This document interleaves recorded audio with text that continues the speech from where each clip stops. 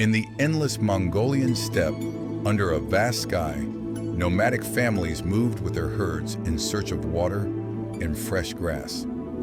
They lived in portable round tents, chairs, and raised horses, sheep, and goats with little more than what nature provided. Their life was precarious.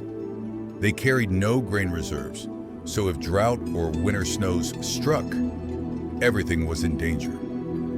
In fact, historians note that droughts afflicted Mongolia about once or twice a decade, meaning many families often lost herds and struggled to survive. In such a world, every child learned to ride a pony by age 3 and to handle a bow almost as soon as he could walk. Around 1162, a boy named Temüjin was born into one such family. His father, Yesugei, was a minor Borjigin clan chief, and his mother, Hoelun, a Merkit princess Yesugei had taken as a bride, worked with Temüjin and his older brothers to tend their flocks and horses. As boys, they learned to hunt marmots, dig for roots, sew clothes from animal skins, and ride in summer thunderstorms. But by Temüjin's 9th year, disaster struck. Rival Tatars poisoned Yesugei, and the clan abandoned Hoelun and her children on the bare steppe.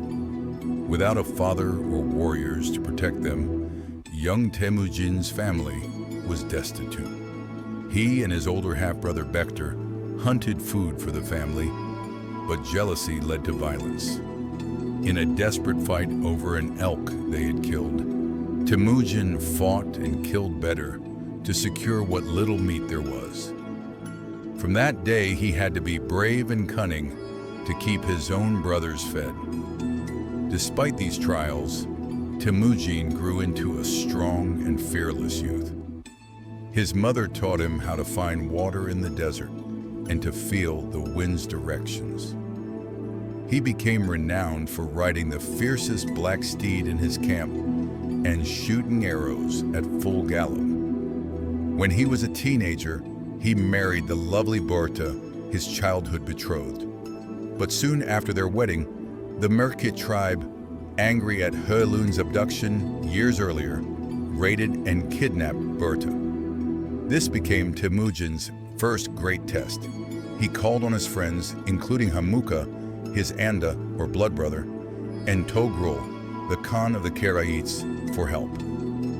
Under a moonless night sky, their small force attacked the Merkit camp. Arrows whistled, fires flared, and Temüjin fought his way to Berta. They rescued her, but the ordeal left a scar. Berta had been violated, leaving uncertainty about her first son's parentage. Still, Temüjin accepted that son, Jochi, as his own. The heroic rescue made him famous, and many young warriors joined him afterward. In the years that followed, Temüjin fought rival Mongol clans until only he remained supreme. He and Yamuka had once swore to share power, but by 1187, Yamuka turned on him and defeated him in battle. Temüjin fled east and briefly took refuge with the Jin dynasty in northern China. He returned in 1196 with new allies and shattered the Tatars, avenging his father's death. By 1201, he defeated a great coalition led by Jamuga, and Jamuga was executed by Temüjin's followers. With all rivals subdued, Temüjin by 1205 stood as the undisputed ruler of a united Mongol nation. In 1206, on the banks of the Onan River, Temüjin was proclaimed Genghis Khan, Great Khan of all Mongols. This was the birth of the Mongol Empire. As Great Khan, he reorganized everything. Clan status no longer mattered. The law of the empire, called Yasa, applied to all. He promoted men by merit. A brave commoner could become a general, while even nobles who disobeyed him were punished severely. He divided his army into units of 10, 100, 1,000, and 10,000 soldiers for discipline and control. He forbade selling women, theft, and needless killings among Mongols. He set up judges and clerks to keep records. Genghis Khan even proclaimed religious freedom throughout the empire. People could follow Buddhism, Islam, Christianity, or their ancestral sky shamanism without interference, a radical policy for its day. He exempted monks, priests, and even poor herders from taxes. He valued knowledge too. He adopted the Uyghur alphabet for Mongolian so his laws could be written down. And he invited scholars and artisans from many lands into his camp. One famous anecdote is that he summoned a Taoist master, Chiu Chuji, to meet him in the Gobi steppe.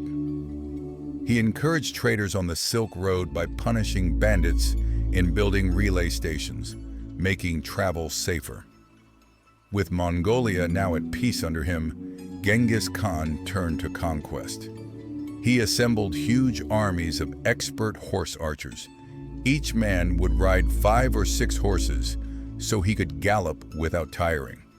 In 1209, he attacked the Tangut kingdom of Xixia in the northwest. After hard fighting, their ruler surrendered and agreed to pay tribute. Genghis then moved east against the Jin dynasty of northern China. From 1211 to 1215, his generals stormed cities and built siege engines. In 1215, they captured the Jin capital Zhongdu, opening most of northern China to Mongol rule. Next, Genghis Khan sent envoys to the Khwarezm Empire, centering on Persia and Central Asia, to trade. But the Khwarezm Shah treacherously killed them. In retaliation, Genghis sent the full might of his army in 1219. Over 1219 to 1221, Mongol hordes swept through Khwarezmian lands, taking great cities like Bukhara, Samarkand, and Urgench. These cities were famous centers of learning and trade on the Silk Road. The Mongols' ferocity was legendary. They sometimes offered mercy to those who surrendered, or they left entire settlements empty to warn others.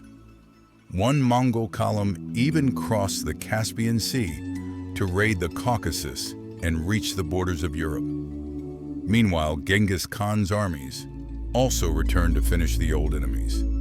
In 1226, he led his men south again against Xixio.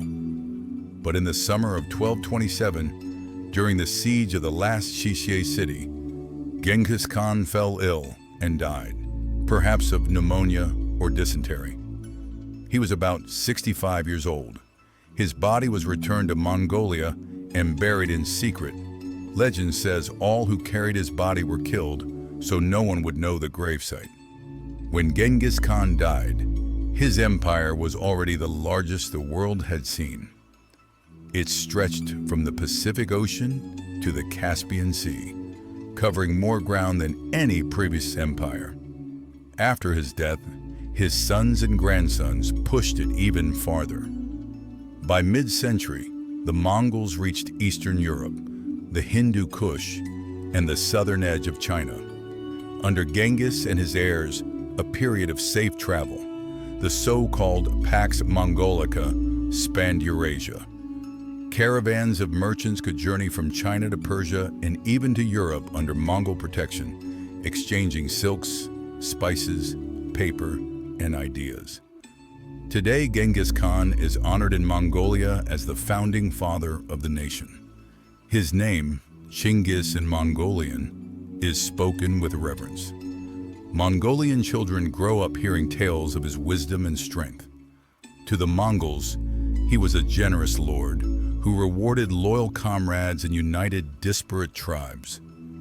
He was generous and intensely loyal to his followers, in the words of one historian. To those he conquered, he was a terrifying conqueror, for his campaigns often brought great destruction. Even so, he valued order and trade. He ensured that people in his realm could trade and practice their beliefs in peace. In the quiet hush of night, by a crackling campfire under the great Mongolian sky, an elder might tell the story as a bedtime legend, the story of a boy named Temüjin, who, despite loss and hardship, rose to become Genghis Khan, a Khan who ruled the world's largest land empire. The listener drifts off as the elder describes Temüjin riding his black horse into the rising sun, the endless blue sky above, and remembers that even the humblest beginnings can grow into the greatest stories under those same stars.